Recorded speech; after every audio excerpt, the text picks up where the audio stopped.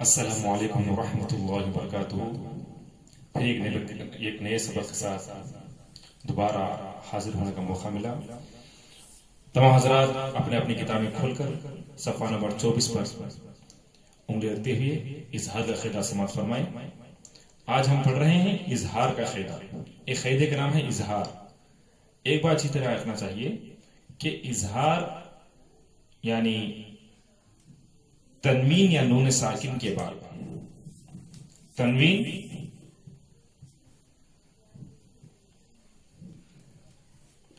یا نون ساکن. تنوین یعنی دو زبر دو زیر دو پیش یا نون ساکن بعد. اصل کیا ہے، نون ساکن کے بعد ہی یہ قاعدہ ہے، لیکن تنوین اس لیے کہا جاتا ہے کہ کیونکہ تنوین کے آخر میں بھی نون ساکن کی آواز ہوتی ہے. اس وجہ سے آسانی سے سمجھ میں آنے کے لیے تنوین یا نون ساکن کے بعد اس طرح کا لفظ بولا جاتا ہے. ایک بات اچھی طرح رکھنا چاہیے کہ تنوین یا نون ساکن کے بعد کئی قاعدوں میں یہ اپلے ہوتا ہی رہتا ہے. المختصر ہے کہ تنوین یا نون ساکن کے بعد حروف حلقی مانے حلق سے نکلنے والے حروف کو حروف حلقی کہتے ہیں. یہ تمام کے تمام حروف حلق سے نکلتے ہیں. وہ کتنے ہیں؟ 6 ہیں. کتنے ہیں؟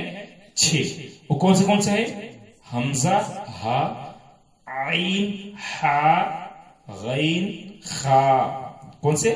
حمزہ، ہا، عین، ہا، غین، خا.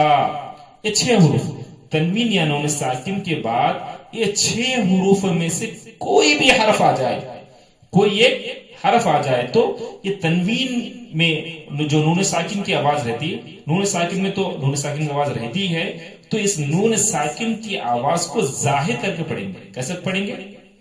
ظاہر کر کے پڑھیں گے. اب کہیں گے بھائی ظاہر کس طرح کرنا چاہیے؟ اب تک ہم جو پڑھیں وہ ظاہر کر کے ہی پڑھیں گے. اب اس کے لیے کوئی ضروری بات نہیں کہ جب چھپانا آتا، جب گھمانا آتا، جب ہم لوگوں کو سمجھنے کی بات ہے. اتنی بات اچھی طرح ہے نا کہ جس طرح ہم پہلے ظاہر کر کے پڑھ رہے ہیں، اسی طرح تنوین یا نون ساکن کے بعد یہ 6 حروف آ جائیں تو ظاہر کر کے پڑھنا چاہیے. اب دیکھتے ہیں کہ کس طرح پڑھنا ہے. اب دیکھیں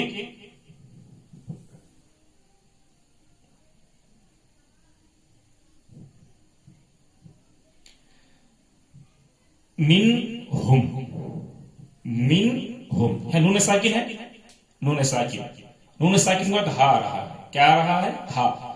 تو ہا کون سے ہے اس میں؟ الحمدللہ ہے. تو نون ساکن کے بعد ہا آ جائے تو یہ نون کی آواز کو ظاہر کر کے پڑھیں گے. یہی اظہار کا قاعدہ ہے. من ہم. اور ایک مثال دیکھیں.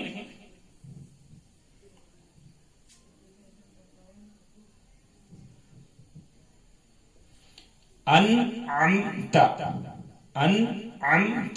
یہاں پہ نون ساکن ہے. یہاں نون ساکن کے بعد کون سا حرف آ رہا ہے؟ عین. 6 حروفوں میں سے ہے. الحمدللہ ہے. تو عین آنے کی وجہ سے نون کی آواز کو اچھی طرح ظاہر کر کے پڑھیں گے. انعمت علیہم. تو ظاہر کرنے میں گنہ وغیرہ نہیں کرنا چاہیے، بلکہ بس نون کی آواز کو ظاہر کرنا ہے. اس طرح پڑھیں گے انعمت. اب دیکھیں اور ایک مثال.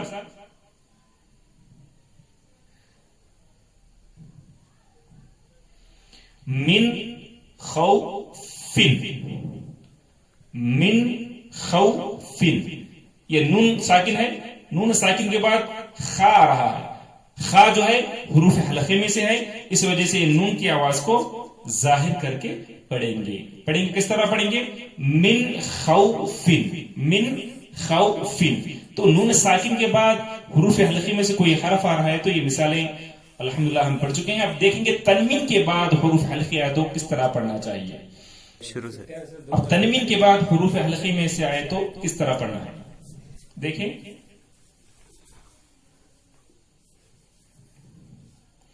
کوفون احدن. یہاں پر تنوین ہے.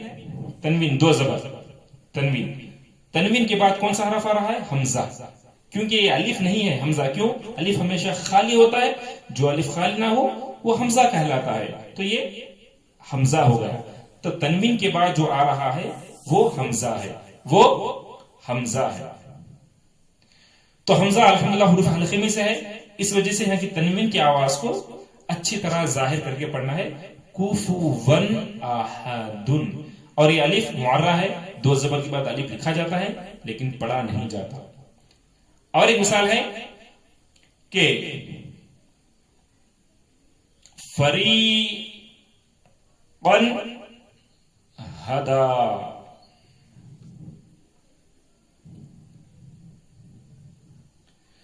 فریقا ہدا، تو ایک ہی سانس میں پڑھنا ہے، سانس نہیں توڑنا چاہیے. فریقا ہدا، تو یہاں تنوین ہے، تنوین کے بعد کیا آ رہا ہے؟ ہا. ہا جو ہے حروف حلقی میں سے ہے، اس وجہ سے یہاں پر نون کی آواز کو، جو تنوین کے آخر میں جو نون ساکن کی آواز آ رہی ہے، اس نون ساکن کی آواز کو ظاہر کر کے پڑھیں گے. اسی طرح دیکھیں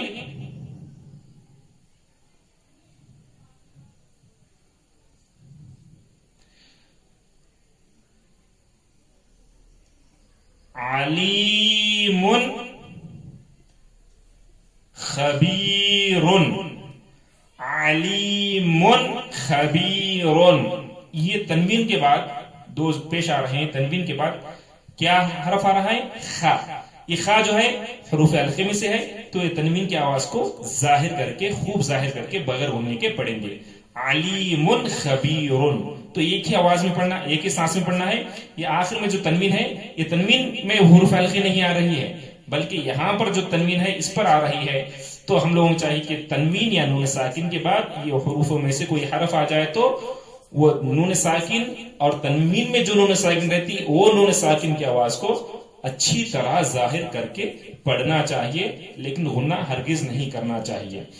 ایک بار اچھی طرح رکھ لیں، ہم جتنی بھی قیدیں ہم بتا چکے ہیں، وہ پورے قیدوں کو جب بھی ہم پڑھ رہے ہیں تو ہجوں کے ساتھ ہی پڑھنا چاہیے. اور ہر سبق پڑھنے سے پہلے حروف تہجی کے مخارج کو روزانہ پڑھنا چاہیے. اگرچہ ہم کو سمجھ میں آئے یا نہ آئے تو روزانہ پڑھنا ہی ہے. اگرچہ کہ ہم کتنی ہی اچھی طرح ہم مخرج ادا کر سکتے ہوں، حروف تہجی پڑھ سکتے ہوں، لیکن روزانہ پڑھنا ضروری ہے. اس کے ساتھ ہی جتنے بھی ہم اظہار سے پہلے قاعدے بیان کر چکے ہیں، وہ پورے قاعدوں کو ہجوں کے ساتھ ہی پڑھنا چاہیے.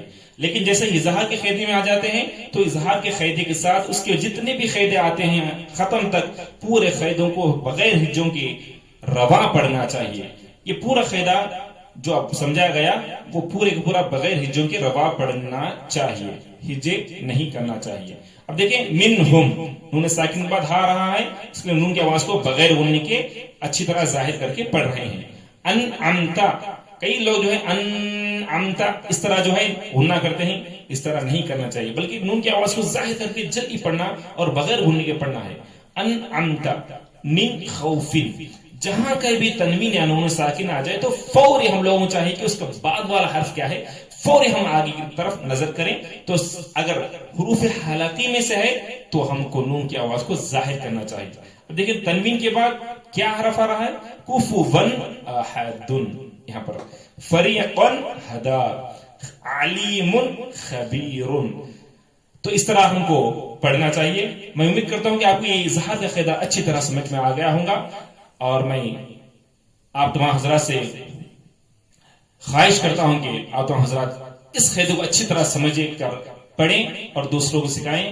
انشاءاللہ پھر ایک نئے قاعدے کے ساتھ پھر دوبارہ حاضر ہونے کا موقع اللہ تعالیٰ عطا فرمائے. جب تک اجازت دیں، السلام علیکم ورحمۃ اللہ وبرکاتہ.